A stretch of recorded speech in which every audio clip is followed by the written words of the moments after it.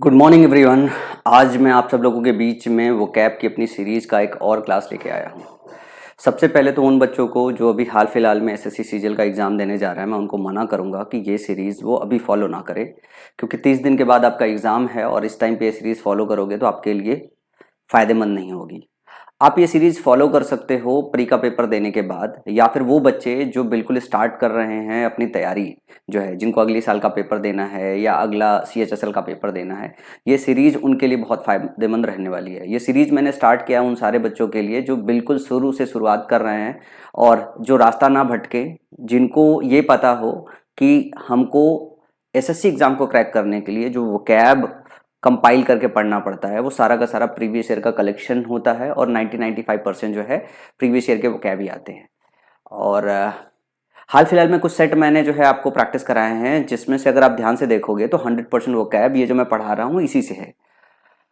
तो चलो अपनी सीरीज स्टार्ट करते हैं। और जो लोग भी ये सीरीज देख रहे हैं, सीरीज पूरा सीक्वेंस में देखें और माई पाठशाला टेलीग्राम चैनल को जो है एक बार सब्सक्राइब कर ले। उस पर सारी की सारी पीडीएफ डल जाती है। कंप्लीट पीडीएफ के लिए सारे के सारे 9000 वर्ड्स के लिए आप माई पाठशाला के ऐप से जाकर 90 डेज वोकैब प्लानर की बुक बाई कर सकते हो, जिसमें ये ऑलरेडी कंपाइल्ड है, जिससे आपको पढ़ने रिवीजन करने में बहुत मदद मिलेगी। क्योंकि हर रोज का पीडीएफ प्रिंट करना इतना आसान नहीं है और उसमें और ज़्यादा इन्वेस्टमेंट लगेगा और ज़्यादा पैसा पीडीएफ प्रिंट कराने में लगेगा। तो चलो आज की क्लास की शुरुआत करते हैं। और मैं फिर से रिक्वेस्ट करता हूँ सारे के सारे बच्चे इस पूरी सीरीज को सीक्वेंस में फॉलो करें, और जैसे मेरा इंस्ट्रक्शंस है वैसे ही अगर फॉलो करेंगे तो आपको बहुत मदद मिलेगी। मैंने बहुत जिम्मेदारी के साथ इस सीरीज को स्टार्ट किया हुआ है और मैं मान रहा था कि जो सीरीज लास्ट तक कंप्लीट करेगा, ठीक है ना, जो सीरीज लास्ट तक कंप्लीट करेगा वो बहुत सही से वोकैब पे कमांड बना पाएगा। अब हम बात करते हैं वोकैब के डे 29 की। आज हम 101 वोकैब और सीखेंगे। इसके पहले हमारे 2800 वोकैब हो गए हैं। इसमें कुछ रिपीटेड वोकैब भी होते हैं। अब आपको देखना है कि आपका जो खुद का दिमाग है, जिसमें एक भूलने की टेंडेंसी होती है, जिसके अंदर हमारा छोटा सा छेद है, इससे जो लीकेज हो रहा है, जो निकल जा रहा है, बार बार भूल जा रहे हैं, रिवीजन में आपके पास कितने बचे रह गए हैं।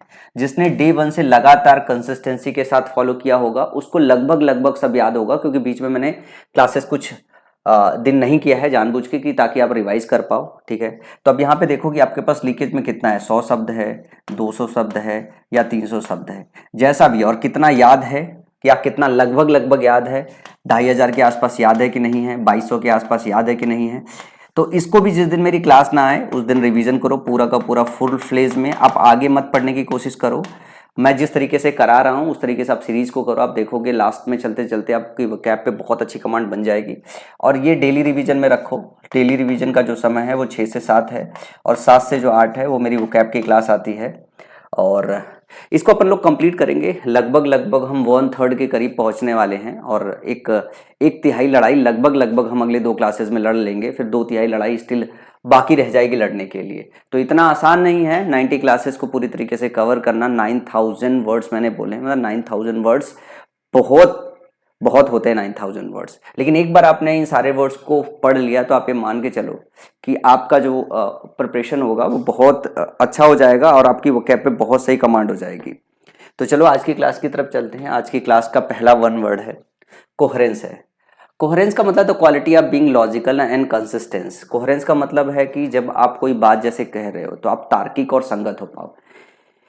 जैसे मैं बोलूं कि मैं अभी आपको ये 90 डेज की क्लास करा रहा हूँ, ठीक है ना, और 9000 वर्ड सिखा रहा हूँ, तो मैं कोहेरेंस तब हूँगा, मैं तार्किक और क्या कहते हैं कि निरंतर तब रह पाऊंगा जब आपको 90 डेज क्लासेस डिलीवर करूंगा और एग्जाम के रेलिवेंट बात हो पाऊंगा। तो कोहेरेंस का मतलब होता है तार्किक होना एवं निरंतर होना। हिंदी मीनिंग से ये आसानी से याद हो जाता है, कोहेरेंट होना या कोहेरेंस होना जो है, इसका मतलब तार्किक है, निरंतर। लेकिन आपको याद करना पड़ेगा क्या है, 1 word, the quality of being logical and consistent. अगर आप लॉजिकल हो और निरंतर हो, कंसिस्टेंट इंग्लिश के लिए इंग्लिश का जो शब्द होता है, तो ये 2 कीवर्ड्स है, लॉजिकल होना और कंसिस्टेंट होने के लिए कोहेरेंस शब्द का इस्तेमाल किया जाता है। अगला है फिलॉसफी। फिलॉसफी का मतलब होता है दर्शन शास्त्र। तो study of the interaction of people with their environment. दर्शन शास्त्र का मतलब क्या होता है कि जो लोग होते हैं उनके अपने जो इन्वायरमेंट होते हैं, जो उनके आजू बाजू का वातावरण है, उनके साथ जो उनका इंस्ट्रक्शन है, उसके अध्ययन के वो उसकी स्टडी को, उसके साइंस को हम क्या बोलते हैं, उसके साइंस को फिलॉसफी बोलते हैं, हिंदी में दर्शन शास्त्र बोलते हैं। तो ह्यूमन का जो इंटरेक्शन उसके वातावरण से होता है, इस चीज को जब हम अध्ययन करते हैं, ये किस साइंस के अंतर्गत आता है? ये फिलॉसफी के अंतर्गत आता है, दर्शन शास्त्र। आपने फिलॉसफी में देखा होगा, अगर मैं आपसे पूछूं कि कोई एक ऐसा यूट्यूब टीचर जो फिलॉसफी पे अच्छा भाषण देता हो या फिलॉसफी पे अच्छी नॉलेज, गहन नॉलेज रखता हो, तो आपने देखा होगा विकास दिव्यकीर्ति सर। यार वो बहुत तगड़े टीचर है यार, उनसे यार लगभग कोई ऐसा नहीं होगा जो उनका लेक्चर देखने के बाद खुश ना होता हो। लाजवाब टीचर हैं। तो फिलॉसफी के कई सारे लेक्चर वो लेते हुए मिलते हैं, जो है उनका एक अलग यूट्यूब चैनल है जिसपे आपको फिलॉसफी के लेक्चर मिल जाएंगे। ठीक है। अगला है rough material made from shells of coconuts used for making ropes for covering flowers ETC. नारियल या जाट, मतलब आप स्टेटमेंट देखो, rough material made from the shells of coconut. Coconut के सेल से, कोकोनट का सेल्स होता है ना, ऊपर वाला जो आवरण होता है, सेल का मतलब होता है coconuts, use for making ropes, रस्सी बनाने के काम आता है, फ्लावर को कवर करने के काम आता है। इसको कोर बोलते हैं, COIR, कोर। अगला है कल्पेबल। कल्पेबल जो कल्प करने के योग्य हो। तो कल्पेबल मतलब होता है अपराधी।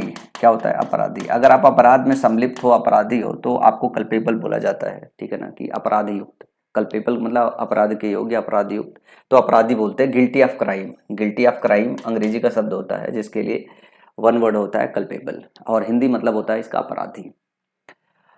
अगला है large strong box use in the past for storing money valuable objects. देखो पिछले समय में जो है एक जो है लार्ज स्ट्रॉन्ग बॉक्स हुआ करता था, जिसमें हम क्या करते थे? स्टोर करते थे मनी, जो है वैल्यूएबल ऑब्जेक्ट्स होते थे, तो उसको कॉफर बोलते थे, जिसको खजाने का संदूक बोलते थे। पुराने समय में संदूक देखा था, पुराने समय में संदूक हुआ करता था। और नानी वानी का समय किसी को याद है? जो संदूक रखती थी, उसमें ताला लगा के चाबी अपने पास रखती थी, उसको अंग्रेजी में कॉफर बोलते हैं। क्या बोलते हैं? कॉफर। कॉफी से कॉफर याद रख लो। कॉफर क्या होता है? संदूक, नानी वाला संदूक। कॉफर का मतलब नानी वाला संदूक। अगला है पर्सन हु कलेक्ट्स एंड और स्टडीज स्टैम्प। जो स्टैम्प को कलेक्ट करता है, उसकी पढ़ाई करता है, उसको फिलेटलिस्ट बोलते हैं। डाक टिकट संग्रही जिसको बोलते हैं, फिलेटलिस्ट। ये मेरे समय में एग्जाम में आया हुआ था 2016 में, और मैंने इतना रटा हुआ था, मेरे को देख के मजा आ गया था। चलो फ्री के नंबर मिल गए। मतलब मेरी तैयारी ऐसी थी कि मैथ का पेपर देने के बाद मेंस के पेपर में इंग्लिश का पेपर जब देने गया था, तो मैंने एक स्टोरी एक बार और सुनाई हुई है कि मैं जिम जाता था, तो जिम जाने की वजह से कई बार कुछ इशूज़ हो जाते थे। तो मुझे एक इशू हो गया था जिसकी वजह से मैं डॉक्टर के पास दवा लेने गया था, और वो दवाएं ऐसी दे के रखा हुआ था बंदा, जिससे मुझे नींद बहुत आती थी। अब उस नींद के चक्कर में क्या होता था, जो है कि मतलब अगर दवा खा लिया रात को तो सुबह, मतलब पेन हो रहा था उस टाइम पे, और दवा खा ली तो सुबह नींद आने लगा।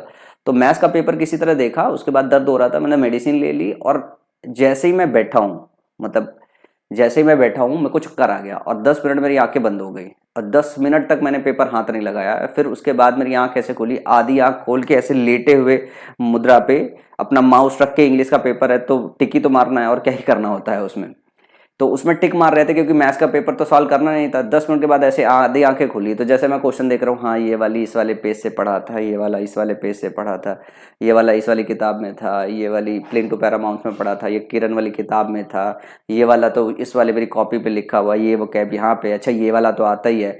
ऐसे टिक चल रहा था। तो 163.5 मार्क्स बने थे उस टाइम में मेरे और 175 नंबर टॉपर के थे। मगर बड़ी बात है, मतलब मैं तो ये सोच रहा था पेपर में कि 140 नंबर भी बना लूँ तो अपना तो सिलेक्शन हो गया। 2015-16 तक टॉपर्स के 175-76 नंबर हुआ करते थे, मतलब इंग्लिश में इतना नहीं जाता था। 2017 के बाद जब मैंने पढ़ाना स्टार्ट किया, तब से स्कोर ऊपर जाना चालू हुआ है। मैंने बहुत सारे बच्चों का, जो अपने समय में 2017 में जब पढ़ाना स्टार्ट किया था, तो मैंने एक बात बोला था कि अगर आपके 5 या 10 नंबर बनते हों तब तो मेरे पास आओ, अगर आप 40-45 नंबर बना रहे हो मत आओ मेरे से पढ़ने। मैं आपको सिखाता हूँ कि अगर इंग्लिश में आपके 5 या 10 नंबर अगर बन रहे हैं, आप मेरी सीरीज को सीरियसली फॉलो करो, आप अपना इंप्रूवमेंट देखोगे कि आप अगर हिंदी भाषी बच्चे हो, आप भी 40-45 नंबर प्री में आसानी से बना लोगे। और जो प्री में जो है स्कोर बना के लड़कों ने नीचे कमेंट सेक्शन में मैसेज किया था, कहा कि सर क्या पढ़ाया आपने, तभी तो ये माई पाठशाला इतना बड़ा हुआ था। और माई पाठशाला बड़े होने के पीछे अगर आप देखोगे, मेरी इंग्लिश की क्लासेस होगी जिसमें मेरी शक्ल नहीं दिखती थी, मैं पीपीटी पे पढ़ाता था। आज भी मिलियंस में व्यूज़ है मेरी पूरी की पूरी सीरीज में। किसी में 9 लाख व्यूज़ होगा, किसी में 8 लाख व्यूज़ होगा, किसी में 4.5 लाख व्यूज़ होगा, 5 लाख व्यूज़ होगा। आज के समय में यूट्यूब के उस पर व्यूज़ नहीं आती, क्योंकि लोगों को लगता है ऐसा कि मैं पूरी सीरीज स्टार्ट करके पढ़ाऊंगा नहीं, क्योंकि पिछले बीच में 2-3 सालों तक ऐसा हुआ कि मैं बहुत बिजी हो गया था, तो मैं लेक्चर ले ही नहीं रहा था। तो कई सीरीज मैंने स्टार्ट की, वो 10 एक लेक्चर जाने के बाद जो है सीरीज जो है चली नहीं। लेकिन मेरे जो फॉलो करने वाले पुराने बच्चे थे बहुत थे, फिर वो कहीं ना कहीं सेलेक्ट होकर चले गए। और फिर जब मेरी बात आती है तो लोगों को लगता है कि मैं पूरी सीरीज कंप्लीट ही नहीं करूंगा। तो सबसे पहली सीरीज है जो मैं ये कंप्लीट करने वाला हूँ बहुत लंबे समय के बाद। तो मेरे साथ बने रहो, जो मैं आपको सिखा रहा हूँ अगर आप सही से अगर पढ़ाई करोगे, सही से अगर पढ़ाई करोगे और एंड तक जाओगे तो आपको इंप्रूवमेंट नजर आएगा। और इंप्रूवमेंट ऐसा नजर आएगा कि फिर आपको कोई और टीचर समझ में नहीं आएगा।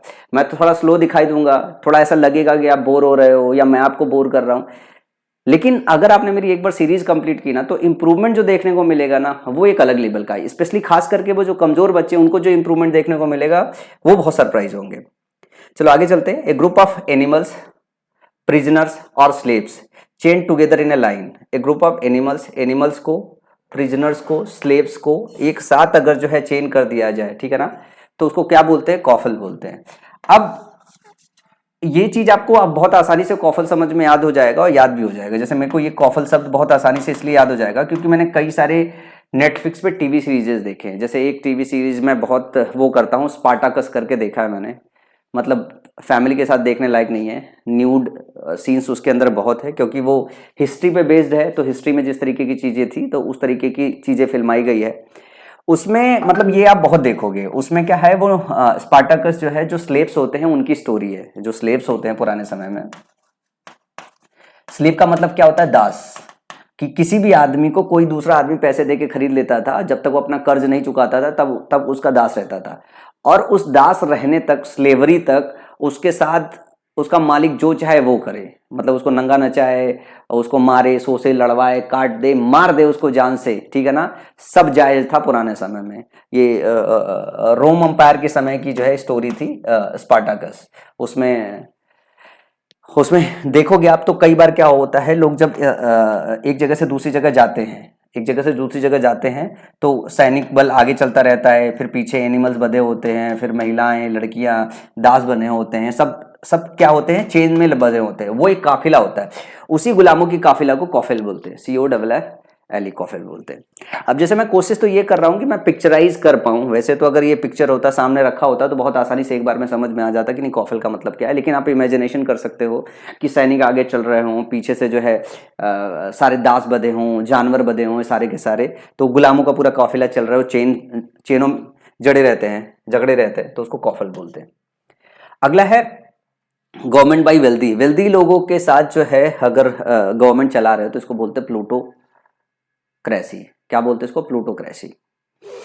अमीर लोगों के शासन को प्लूटोक्रेसी बोलते हैं। क्रेसी का मतलब होता है शासन। शासन के लिए सफिक्स इस्तेमाल होता है, ये शासन के लिए इस्तेमाल होता है। प्लूटो अमीर लोगों के लिए इस्तेमाल होता है।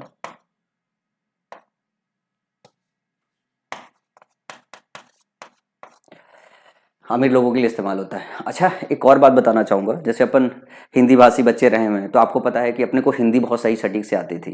मतलब अपने को ये पता होता था कि हिंदी में कोई शब्द अगर कहो तो छोटी का मात्रा लगना है या बड़ी का मात्रा लगना है, वो अपने को पता था। आ लगना है या आ लगना है, वो अपने को पता था कि हम मात्राएं कैसे लगाते थे।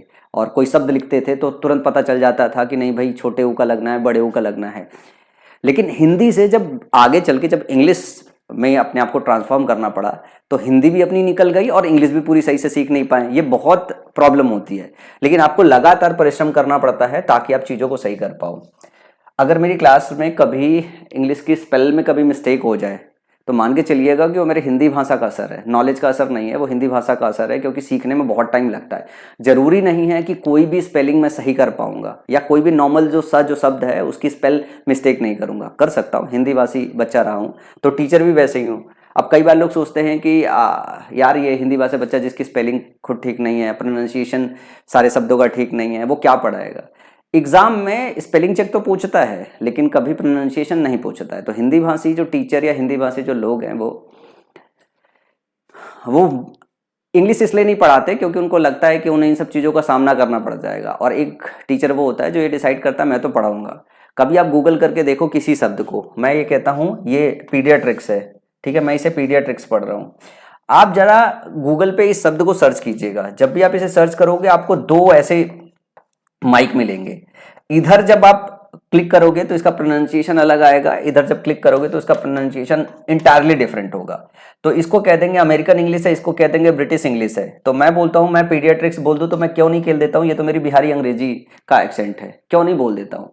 तो इस बात से कभी भी आपको इन्फ्लुएंस नहीं होना है यार। प्रोनाउंसिएशन का मतलब ऐसा नहीं है, आप उसको अपने अंदर आत्मसात करो कि आपको शब्द सीखना है पीडियाट्रिक्स, इसकी स्पेलिंग पता होना चाहिए, और उसके बाद आपको बताना है जो है कि इसका मतलब क्या है, बाल चिकित्सा है। क्या मतलब है इसका, बाल चिकित्सा है। तो पीडियाट्रिक्स का मतलब बाल चिकित्सा है। अब जैसे मान लो कोई अंग्रेज आ गया, और हम जैसे भोजपुरी वाले बंदे हैं तो बाल चिकित्सा अलग तरीके से बोलेंगे। अंग्रेजी कोई अगर आ गया जो है, जिसको हिंदी नहीं पता है, उसको बाल चिकित्सा पढ़ना हो तो कैसे पढ़ेगा, बाल चिकित्सा, ऐसे ही पढ़ेगा ना। तो क्या कह देंगे जो है, उसकी हिंदी ठीक नहीं है, पढ़ तो बाल चिकित्सा ही रहा है ना, उसका एक्सेंट अलग हो सकता है, वो बोले नहीं नहीं नहीं, तू तो हिंदी सही से नहीं पढ़ रहा है। तो एक ये बहुत बड़ा जो है, हिंदी भाषी जो बच्चे होते हैं, जो कमजोर स्टूडेंट होते हैं, उनका माइंड वॉश इस तरीके से किया जाता है इंग्लिश टीचर्स के द्वारा कि नहीं ठीक है, अगर प्रोनाउंसिएशन सही, प्रोनाउंसिएशन अच्छी बात होना है, वो अच्छी बात है। आपको अमेरिकन एक्सेंट आता है, इन्फ्लुएंस अच्छा पड़ता है, ब्रिटिश एक्सेंट आता है, इन्फ्लुएंस अच्छा होता है। लेकिन तैयारी करने आए एग्जाम की, अगर आपको ग्रामर नहीं आया, अगर आपको शब्द की मीनिंग नहीं आई, अगर वन वर्ड के लिए एक वर्ड नहीं आया ना, तो सारी जिंदगी ये अंग्रेजी पढ़ी हुई सीखने के लिए। इस वक्त जरूरी ये है कि आप कोर कंटेंट पे फोकस करो, ताकि जब एग्जाम में पहुंचो तो आप प्रेजेंट कर पाओ अपने आप को, क्वेश्चन सही कर पाओ। आपका सबसे पहला फोकस तैयारी के दौरान यही होना चाहिए, और मेरे पढ़ाने का जो नजरिया यहाँ पे इसी बात का है। अगला है पे अटेंशन, किसी पे अटेंशन पे करना, मतलब एक नजर डालना किसी पे, तो उसके लिए होता है ग्लांस एट, एक फ्रेज है, ये भी वन वर्ड में आया था। लेकिन ये मान के चलो पे अटेंशन जैसे आया है, तो ये वन वर्ड के सेक्शन में यहाँ पे है हमारी सीट में, लेकिन ये आया होगा आपके इडियम्स के सेक्शन में कि किसी के ऊपर ग्लांस एट करने का मतलब होता है अटेंशन पे करना, एक नजर डालना। ग्लांस एट का मतलब होता है किसी के ऊपर एक नजर डालना। चलो आगे चलते हैं। मेटिकुलस का मतलब होता है one who is rather fastidious. ये स्टेटमेंट ऐसे आता है, लेकिन मेटिकुलस का हिंदी मतलब याद रखोगे तो बहुत होगा। मेटिकुलस का मतलब होता है वो बंदा जो बहुत ही ज्यादा सावधान है, बहुत ही ज्यादा सावधान है। अब one who is rather fastidious, ठीक है ना, one who is rather fastidious, ये आपको स्टेटमेंट ऐसे ही याद करना पड़ेगा, मतलब इसको रटना पड़ेगा कि one who is rather fastidious वो होता है मेटिकुलस। अब मेटिकुलस की हिंदी मतलब तो समझ में आ गई ना कि अति सावधान, जो अत्यधिक सावधान है उसको क्या बोलते हैं, मेटिकुलस। मेटिकुलस पर्सन है तो बहुत ज्यादा सावधानी बरतता है वो। तो one who is rather fastidious is known as meticulous. इसको कैसे याद करोगे, one who is rather fastidious is known as meticulous. अगला है मैनिफेस्टो। मैनिफेस्टो आपने सुना होगा, आजकल बड़ा चर्चा चलता रहता है, बीजेपी का मैनिफेस्टो आ गया, ठीक है ना, आम आदमी का पार्टी का मैनिफेस्टो आ गया, कांग्रेस का मैनिफेस्टो आ गया। ये मैनिफेस्टो का मतलब होता है घोषणा पत्र। तो a written declaration of government और a political party is known as manifest. वैसे जितनी भी पॉलिटिकल पार्टी होती है वो अपना एक रिटन डॉक्यूमेंट रिलीज करती है कि वो आने वाले समय में जब सरकार बनाएगी तो क्या क्या काम करेगी। वो रिटन जो डॉक्यूमेंट होता है उसको मैनिफेस्टो बोलते हैं, और ये बहुत आसान है क्योंकि यूज होता रहता है। अगला है mass of ice and dust that moves around the sun and looks like a bright star with a tail. अभी हाल ही में ध्रुव राठी का एक वीडियो आया है, ध्रुव राठी, ध्रुव राठी, ध्रुव राठी का वीडियो आया है। अब ध्रुव ये ना कहते मेरी स्पेलिंग सही नहीं लिखा है, देख लेना जो भी हो कमेंट। उसने बहुत सही से जो है ये सारे के सारे जो आसमान में तैरते हुए पिंड है ना, 6-7 वैरायटी के होते हैं, उन सभी ऑब्जेक्ट्स को जो है डिफाइन किया हुआ है। तो कॉमेट की डेफिनेशन क्या आती है, कॉमेट की डेफिनेशन ये होती है मास ऑफ आइस। ये किस तरीके का होता है, आइस का टुकड़ा होता है और डस्ट का टुकड़ा होता है। ध्यान रखिए कॉमेट क्या होता है, आइस और डस्ट का टुकड़ा होता है, आइस प्लस डस्ट का टुकड़ा होता है। That moves around the sun, ice और डस्ट का टुकड़ा है, ये हमारा मान लो सन है, इसके इर्द गिर्द घूमता रहता है, इसके इर्द गिर्द घूमता रहता है। लुक्स लाइक ब्राइट स्टार, और कैसा दिखाई देता है, जैसे ब्राइट स्टार है, चमकता हुआ सितारा है, चमकता हुआ तारा है, ब्राइट स्टार की तरह होता है। तो ये क्या है, आइस और डस्ट का, क्या है, आइस और डस्ट का एक मास है जो सन के चारों तरफ घूमता रहता है और एक ब्राइट स्टार की तरह दिखता है। मतलब ये चमकता हुआ आइस और डस्ट का मास का गोला है, चमकता हुआ आइस और डस्ट का मास का गोला है, उसको क्या बोलते हैं, उसको कॉमेट बोलते हैं। अगला है कोलसस, ए जाइजेंटिक स्टैचू, एक विशाल प्रतिमा। स्टैचू का मतलब प्रतिमा, ठीक है ना। और ये जाइजेंटिक का मतलब बहुत विशाल होता है, विशाल। कुछ लोग इसको गाइगेंटिक भी पढ़ते हैं, लेकिन जाइजेंटिक होता है, ठीक है। तो ये जाइजेंटिक स्टैचू, विशाल प्रतिमा को क्या बोलते हैं? कोलोसस। क्या बोलते हैं? कोलोशल का मतलब होता है, कोलोशल का मतलब होता है,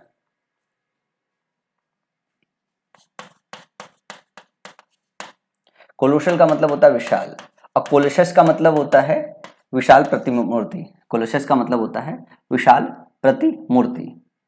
कोलोसस का मतलब विशाल प्रतिमूर्ति, और कोलोशल का मतलब विशाल होता है। जाइजेंटिक, कोलोशल, ये दोनों सिनोनिम्स है, लेकिन कोलोसस, SUS, इसका मतलब है विशाल प्रतिमूर्ति। अगला है a medicine that softens the bowels. पेट साफ करने वाली दवा को क्या बोलते हैं? लेक्सेटिव। अब ये आपके एग्जाम में आ जाएगा, तो मैं ये बोलता हूं ये डिफिकल्टी लेवल में 10 आउट ऑफ 10 है। क्या है? 10 आउट ऑफ 10 है। ये जो बायो वाले बच्चे हैं ना, कहो उन्हें ही ना पता हो, जो ड्रग वगैरह का अध्ययन करते हैं, कहो वो खाली कर पाए, खाली वो कर पाए, जो मेडिकल और मेडिकल साइंस से रिलेटेड जो स्टूडेंट आते हैं। तो ये मान लो आपके एग्जाम में आ गया, इसको ना सही कर पाओगे, पेट साफ करने वाली दवा को क्या बोलते हैं, तो बुरा मत बनियो, मतलब अपने ऊपर शंका मत करियो। ये कहीं ना कहीं आपके एनसीईआरटी में दिया होगा ये सब, मतलब अगर आप 10वीं स्टैंडर्ड तक गए होगे तो 10वीं स्टैंडर्ड में कहीं ना कहीं एनसीईआरटी में दिया होगा। ये जनरल नॉलेज का हिस्सा भी हो सकता है आपके मेडिसिन रिलेटेड या बायो सब्जेक्ट में कहीं ना कहीं। तो लेक्सेटिव का मतलब पेट साफ करने वाली दवा। किसी और दवा का नाम पूछ देगा तो, लेकिन किसी और दवा का नाम भी नहीं पूछता, जनरल मेडिसिन के नाम पूछता है जो आपके एनसीईआरटी में मिलती है। ये भी ध्यान देना होता है कि बायो के जो टर्म भी पूछे जाते हैं वैसे पूछे जाते हैं, वो जो 10वीं क्लास की एनसीईआरटी तक मैक्सिमम आपको मिलते हैं, ठीक है ना। अगला है बिहेवियर और language that is rude and offensive. Coarseness. Coarse का मतलब क्या होता है? Tough, rough. कोर्स का मतलब होता है टफ, COARSE। कोर्स का मतलब होता है टफ या रफ, रफ मान लो, रफ। और कोर्सनेस का मतलब हो गया रफनेस, टफनेस, या इसको कह दो अशिष्टता। हिंदी में क्या कह दो? अशिष्टता। और इंग्लिश में क्या है? बिहेवियर, एक ऐसी बिहेवियर या ऐसा language that is rude and offensive, तो उसको क्या बोलते हैं? कोर्सनेस। मतलब बहुत रूखा बात कर रहे हो आप, रूखा बात कर रहे हो, अशिष्ट बात कर रहे हो, तो कोर्सनेस इसके लिए सही शब्द है। तो की टर्म्स याद कीजिएगा, बिहेवियर है कैसा या लैंग्वेज ऐसा जो कि रूड है और ऑफेंसिव है। रूड और ऑफेंसिव बिहेवियर को कोर्सनेस बोलते हैं। अगला है कोफिशिएंट। ये कोफिशिएंट आपने सुना होगा, गुणांक। जैसे मैं बोलूं 3x और मैं बोलूं x का कोफिशिएंट क्या है? 3 है, तो कोफिशिएंट का मतलब गुणांक। एक constant number that serves as a measure of some, मतलब एक कांस्टेंट नंबर जो लगाया जाता है किसी वेरिएबल से पहले, उसको क्या बोलते हैं? कोफिशिएंट बोलते हैं। अब जिसको मैथ्स आती है उसे तो आसानी से आ जाएगी, और अगर आप एसएससी की एग्जाम की तैयारी कर रहे हो तो ये गुणांक या फिर कोफिशिएंट बहुत अच्छे से जानते हो, तो इसकी डिफिकल्टी 0 आउट ऑफ 10 है, सब्जेक्टेड टू, अगर आप एसएससी की तैयारी कर रहे हो तो। अगला है फिलांडरर। फिलांडरर वो होता है जो जो छिछोरा होता है, उसको फिलांडरर बोलते हैं। तो a person who always runs after women, एक ऐसा आदमी जो हमेशा जो है लड़कियों के पीछे भागता रहता है, उसको फिलांडरर बोलते हैं।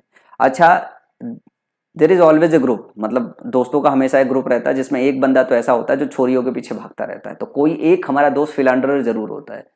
तो फिलांडरर का मतलब छिछोरा। अब आप ये पूछोगे कि आपके पूरे ग्रुप में कौन ऐसा बंदा था जो लड़कियों के पीछे बहुत ज्यादा भागता रहता था?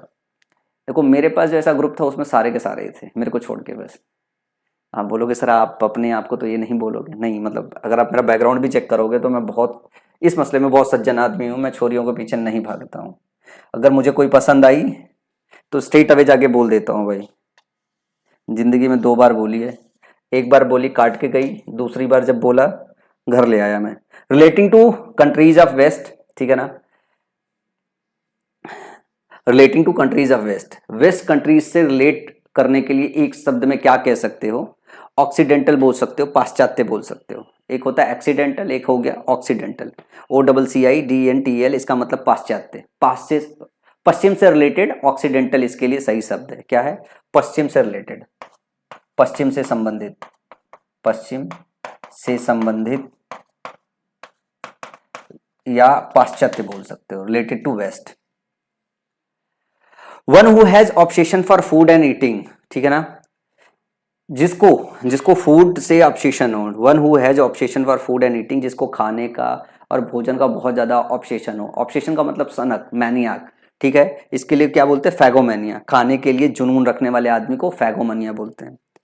फैगोमनिया, PHAGO, फैगो, ये खाने से रिलेटेड है, याद रखना। ईटिंग से रिलेटेड शब्द है।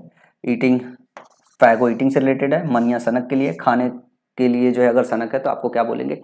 फैगोमेनिक। ये रहे आज के वन वर्ड। आई होप, अगर मैं इसमें डिफ़िकल्टी लेवल देखूं, मैं मतलब डिफ़िकल्टी लेवल भी अगर देखूं कि कौन कौन से शब्द इसमें डिफ़िकल्ट है, ये अति डिफ़िकल्ट शब्द है। लग्जेटिव, ये अति डिफ़िकल्ट शब्द है। बाकी शब्द ऐसे हैं जो आपके लिए, अगर आपने बिल्कुल पढ़ाई स्टार्ट किया तो आपके लिए सब शब्द नए हो सकते हैं, पर ये सारे के सारे शब्द आसानी से याद हो जाएंगे। मतलब ऐसा नहीं होगा कि याद नहीं होगा, डिफ़िकल्टी लेवल ठीक ठाक है। मतलब ऐसा नहीं है कि आज की क्लास में डिफ़िकल्टी लेवल नहीं है, डिफ़िकल्टी लेवल ठीक ठाक है। चलो ईडियम्स ध्यान से देखते हैं कि आज के दिन कौन कौन से ईडियम्स अपने को पढ़ने हैं। ईडियम्स है not my cup of T, ठीक है ना। Not of my cup of tea मतलब वो कार्य जो मेरे करने का मन ना करो, मेरे एरिया ऑफ इंटरेस्ट का ना हो। नॉट व्हाट समबडी लाइक्स और interested in. Not my cup of T का मतलब होता है कि भाई मेरे इंटरेस्ट की चीज नहीं है। It's not my cup of tea मतलब ये मेरे इंटरेस्ट की चीज नहीं, मेरी एरिया की चीज नहीं है। तो for assuredly immersion in medieval legend is not my cup of tea, मतलब ये पता नहीं क्या ECBC है, ठीक है ना। आप सिंपल सा एक वो चीज याद रख सकते हो, it's not my cup of T. अगर मैं एक स्टेटमेंट जारी कर दूं, it's not my cup of T, इसका मतलब ये मेरे इंटरेस्ट का नहीं है, ये मेरे इंटरेस्ट का नहीं है। अगला है birds of same feather. Birds of same feather का मतलब ये हो गया एक प्रवृत्ति के लोग। बर्ड्स ऑफ सेम फीदर का मतलब हो गया एक प्रवृत्ति के लोग, एक प्रवृत्ति के लोग। Person of same character. Thanks for inviting me but ballot is not really my cup of T.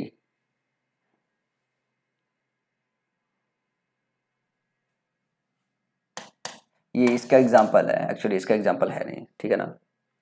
तो पर्सन ऑफ सेम इंटरेस्ट है, बर्ड्स ऑफ सेम फीदर जो है। एक मैं सेंटेंस बना दूं, यूजुअली मैं सेंटेंस बनाता नहीं हूँ, बहुत अच्छा नहीं हूँ।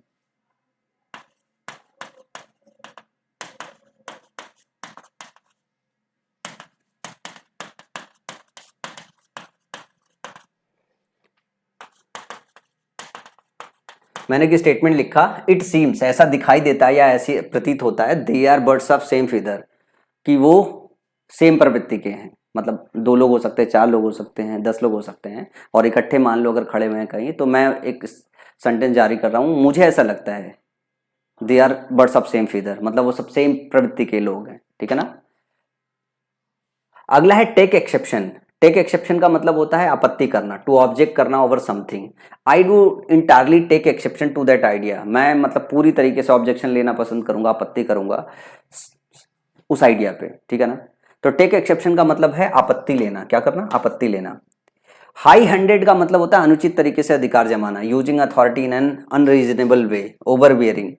हाई हैंडेड का मतलब होता है जैसे परवरिश होती है, जैसे पेरेंट्स अगर किसी बच्चे का जो है हाई हैंडेड अगर परवरिश करते हैं, पालन पोषण करते हैं, तो मतलब जाति करते हैं थोड़ा। तो हाई हैंडेड होने का मतलब होता है थोड़ा सामने वाले के ऊपर जाति करना।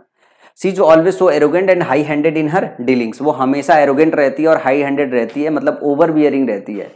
ओवर बियरिंग का मतलब होता है कि भाई अपनी बात मनवाती है। तो हाई हैंडेड होने का मतलब अपनी बात मनवाना, ठीक है ना। तो हाई हैंडेड होने का मतलब अपनी बात मनवाना, ओवर बियरिंग होना। तो अपनी सारी की सारी डीलिंग में एरोगेंट रहती है और हाई हैंडेड रहती है, अपनी ही सुनती है, दूसरी की सुनती नहीं है।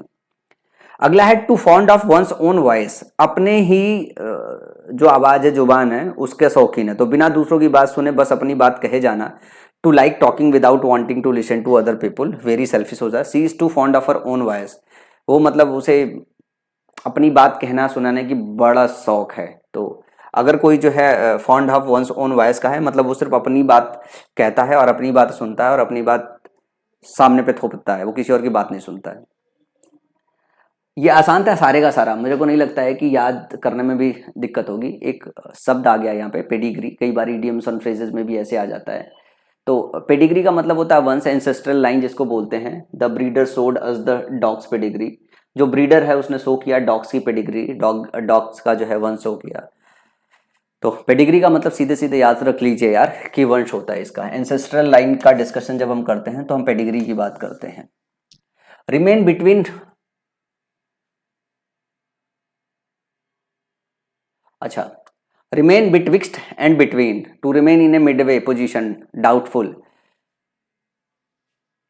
अब देखो बिटवीन तो समझ में आता है, बिटविक्स्ट लिखा हुआ है, बिटविक्स्ट एंड बिटवीन, ठीक है ना। तो रिमेन करना मिड पोजीशन में, डाउटफुल होना। The book seems betwixt and between, neither tall tale nor American history. यार साफ साफ इसको समझ में आ जाता है कि दो चीजों के बीच में हैंग कर रहे हो। ऐसे कई सारे आपको चीज आएगी, अगर दो चीजों के बीच में अगर आप रिमेन कर रहे हो, इसका मतलब आप डाउटफुल स्थिति में हो। क्या है?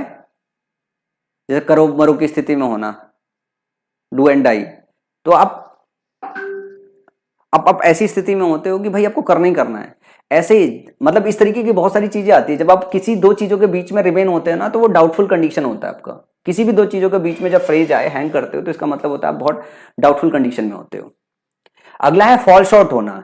फॉल शॉर्ट होने का मतलब उम्मीदों पे जो है खरा ना हो पाना। फॉल शॉर्ट होने का मतलब मान लो कोई आपसे एक्सपेक्टेशन रख रहा है कि ये काम आप कर दोगे, और अगर आप फॉल शॉर्ट पड़ रहे हो तो उसकी उम्मीदों पे खड़ा नहीं उतर रहे हो, तो फेल टू मीट एक्सपेक्टेशन या हैव नो इफेक्ट, इफेक्ट ना डालना, या टारगेट मीट ना करना, या एक्सपेक्टेशन पे खड़ा ना उतरना। You have had more opportunity than most and yet you too fall short. तुम्हारे पास दूसरों के कंपैरिजन में बहुत सारी अपॉर्चुनिटी मिली, लेकिन फिर भी तुम फॉल शॉर्ट पड़े, मतलब उन अपॉर्चुनिटी का फायदा नहीं उठा पाए हो। तो यहाँ पे जब हम बात करते हैं, तो एक्सपेक्टेशन पे जब आप खड़ा नहीं उतरते हो, या सर्टेन टारगेट को पूरा नहीं कर पाते हो, अचीव नहीं कर पाते हो, तब हम बोलते हैं कि आप फॉल शॉर्ट हो गए, पीछे रह गए। तो फॉल शॉर्ट होने का मतलब है कि आप उम्मीद से पीछे रह जाते हो।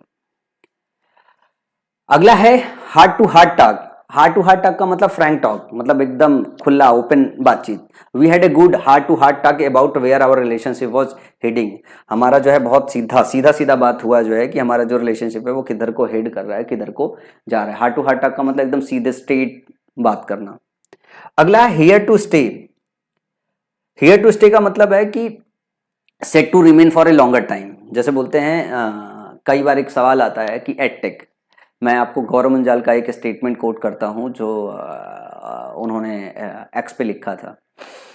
जैसे बहुत सारा चर्चाएं चलने लगी कि बैजूस गिर गया, बैजूस गिर गया, बैजूस गिर गया, तो एडटेक की क्या स्थिति चलने वाली है। एडटेक जो शुरुआत हुई है, मुझे एकदम अच्छे से याद है अपना 2016-17 पेपर के बाद, 2017 का समय, मतलब 2015-16 में अपन तैयारी करते थे। तो राकेश यादव सर की फीस थी तकरीबन ऐसी 50,000 रुपये, 40-50,000 रुपये है। मतलब उनके यहाँ एडमिशन लेना लोगों का ड्रीम होता था, सपने देख लेना। कानपुर में, जैसे मैं एचबीडी कानपुर से पढ़ा हूँ, तो कभी राकेश यादव सर कानपुर में आते थे, उनको देखने के लिए बच्चों की लाइन करती थी।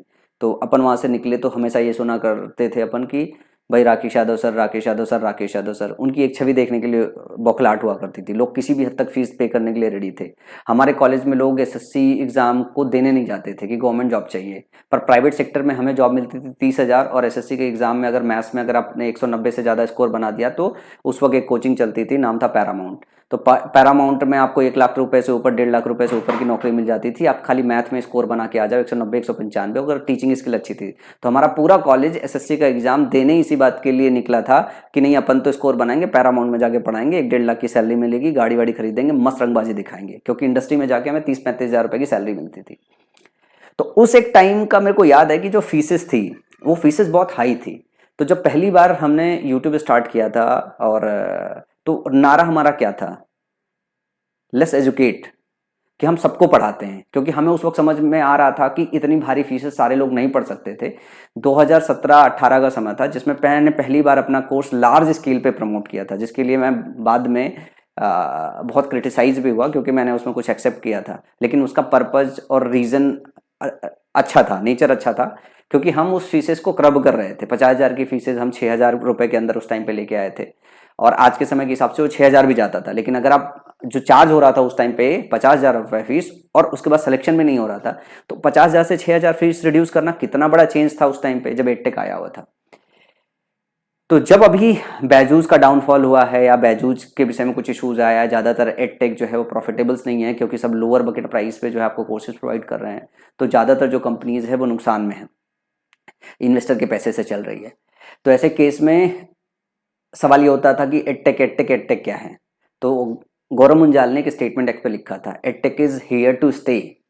Edtech is here to stay, मतलब एडटेक यहाँ आया रहने के लिए, जाने के लिए नहीं। It might be struggleful ways in next 2 to 3 year, मतलब पॉसिबल केसेस है कि 2-3 साल तक स्ट्रगल हो, लेकिन edtech is here to stay. तो जो एडटेक है वो यहाँ आया है रहने के लिए, मतलब काफी समय तक रहने के लिए। तो जब हियर टू स्टे हम फ्रेज इस्तेमाल करते हैं तो set to remain for a longer time की बात करते हैं। Fax machine are here to stay, मतलब फैक्स मशीन जो आया वो जल्दी आउटडेट नहीं होगा। हियर टू स्टे मतलब लॉन्ग टर्म के लिए रहेगा। तो हियर टू स्टे जब इस्तेमाल करते हैं तो इसका मतलब होता है कि लंबे समय तक रहने की बात कर रहे हैं हम। अगला है वर्ड सीरीज। एडवर्स का मतलब है प्रतिकूल, एडवर्स का मतलब है प्रतिकूल।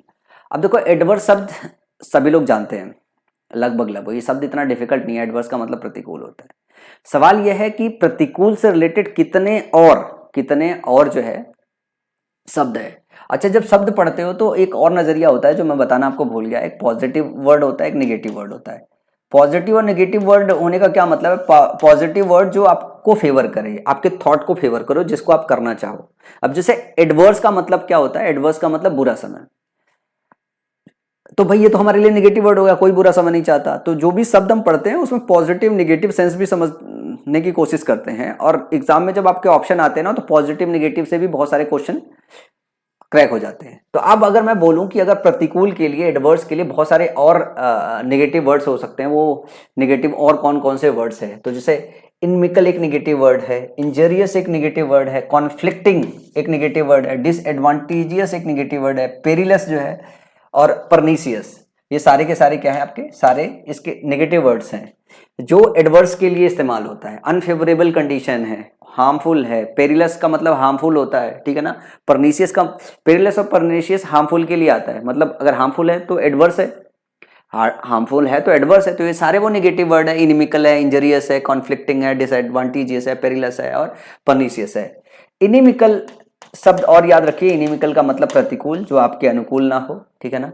तो एडवर्स और इनिमिकल का मतलब होता है प्रतिकूल। बाकी सारे शब्द ऐसे हैं जो या तो पहले मैं पढ़ा चुका हूं, जैसे पेरिलस और परनीसियस पहले मैं पढ़ा चुका हूं, या तो दूसरे जो शब्द हैं जो ऑलरेडी आप जानते हो, जैसे कॉन्फ्लिक्ट, विरोध होना, तो कॉन्फ्लिक्टिंग हो गया। डिसएडवांटेजियस, एडवांटेज ना हो, डिसएडवांटेजियस हो। अनफेवरेबल हो तो ये सारे के सारे इंजरियस हो। ये शब्द आसानी से आपको याद होगा। कॉन्फ्लिक्ट पता है, डिसएडवांटेज पता है, अनफेवरेबल पता है। पेरिलस और परनीसियस इससे पहले पढ़ा चुका हूं, जिसका मतलब होता है हार्मफुल। किसका मतलब होता है?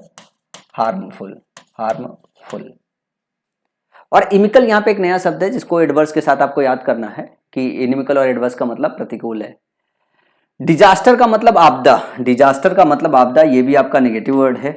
डिजास्टर का मतलब आपदा, ये भी आपका है। और इसके लिए जो आता है सिनोनिम्स में, मिसफॉर्च्यून ही आता है। डिजास्टर और मिसफॉर्च्यून जो है, मिसफॉर्च्यून का मतलब बुरा समय, ठीक है। कैलामिटी बोल सकते हो, कैटास्ट्रोफी बोल सकते हो, कोलैप्स बोल सकते हो, ट्रेजेडी, हजार्ड, एडवर्सिटी, ये सारे के सारे क्या है? ये आपके सिनोनिम्स है। तो कैलामिटी भी आता है,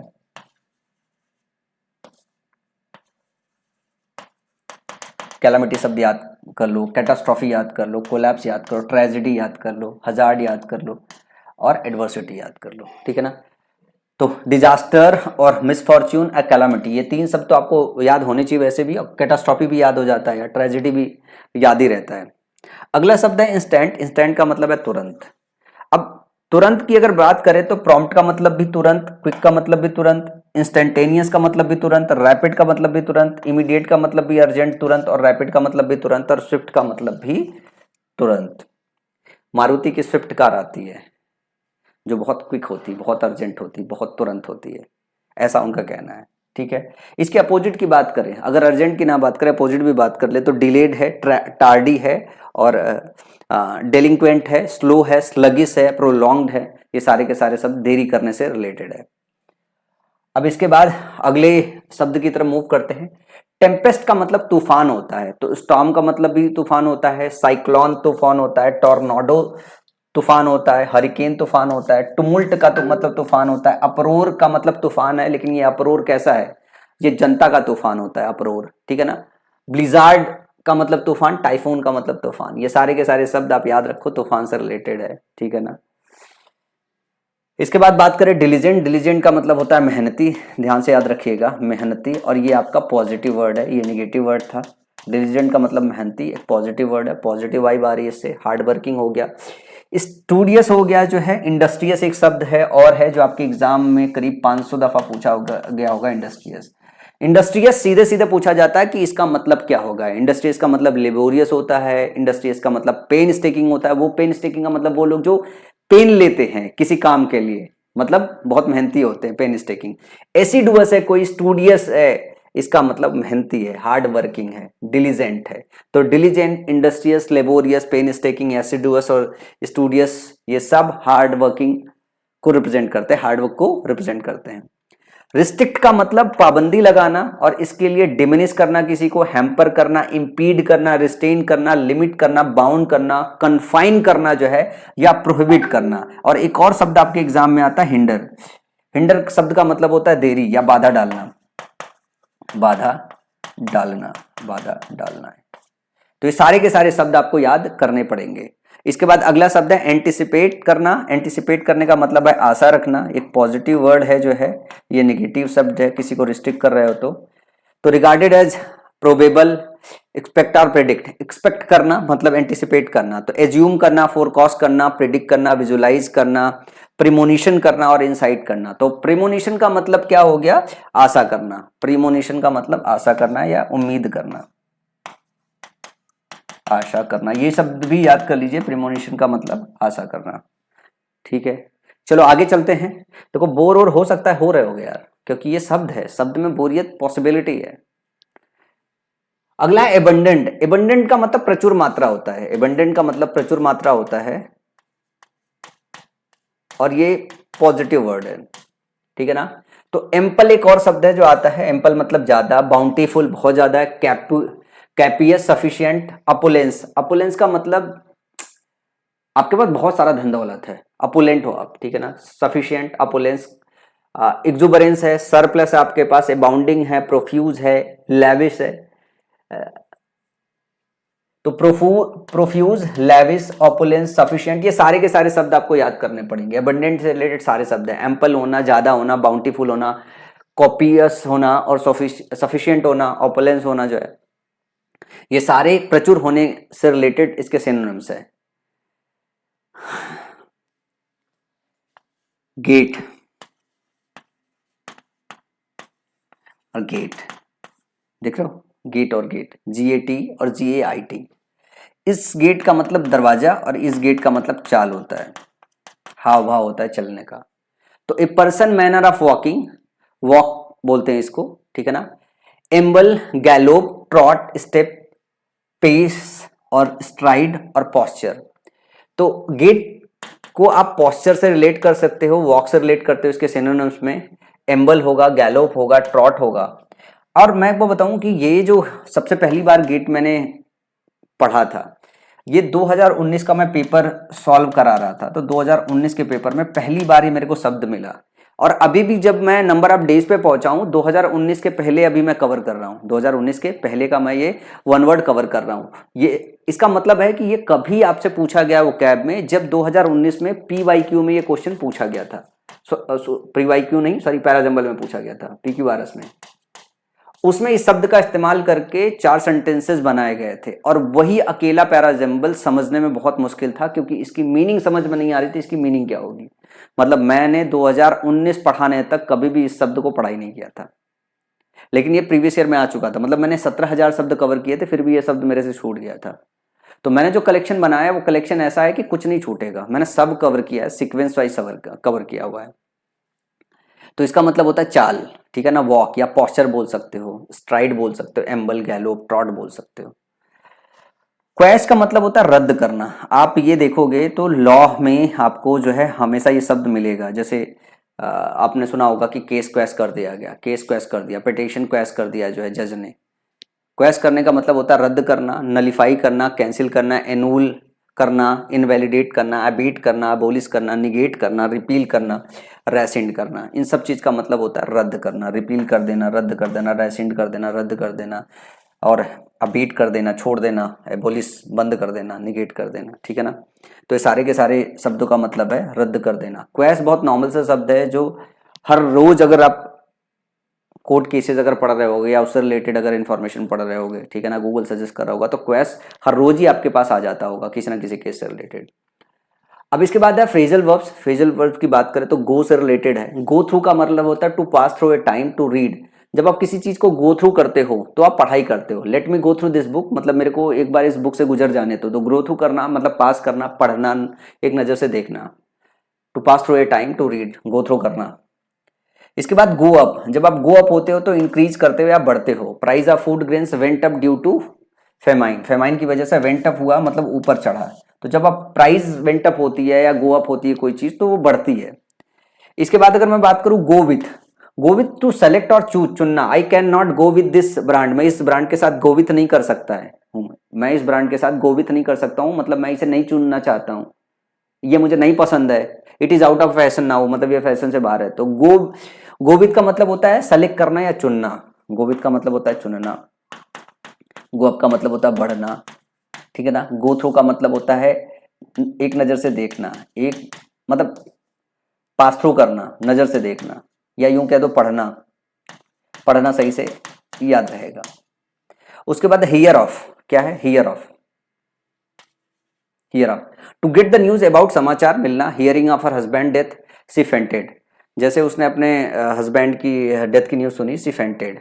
तो हियर ऑफ करने का मतलब है to get the news about, समाचार मिलना। तो हियर ऑफ का मतलब होता है सुनना, क्या मतलब कहीं से न्यूज मिल रहा है, कहीं से न्यूज सुनना, न्यूज सुनना।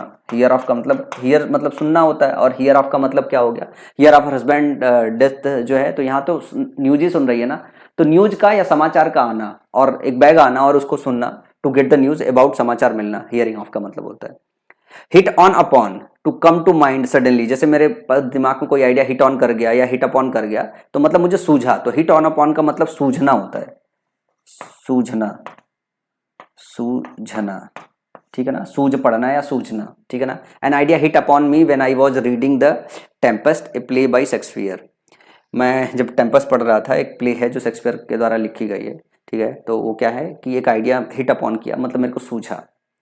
अगर एक बार वापस से फ्रेजल वर्ब को रिवाइज करें, गो थ्रू का मतलब पढ़ना, गो अप का मतलब बढ़ना, गो विथ का मतलब चुनना, हियर अप का मतलब न्यूज सुनाई देना, हिट ऑन अपॉन का मतलब सूझना होता है। तो आई थिंक ये बहुत आसानी से फ्रेजल वर्ब याद भी हो जाएगा। एक दो बार इसे रिपीट करोगे तो तुरंत ही याद हो जाएगा फ्रेजल वर्ब। इसके बाद फिक्स प्रीपोजिशन की बात करूं, जो डिस्क्रिमिनेट होता है वो अपने साथ अगेंस्ट और बिटवीन दोनों लेता है। जब आप डिस्क्रिमिनेट अगेंस्ट करते हो किसी के जो है, तो किसी को अच्छा ट्रीट नहीं करते हो।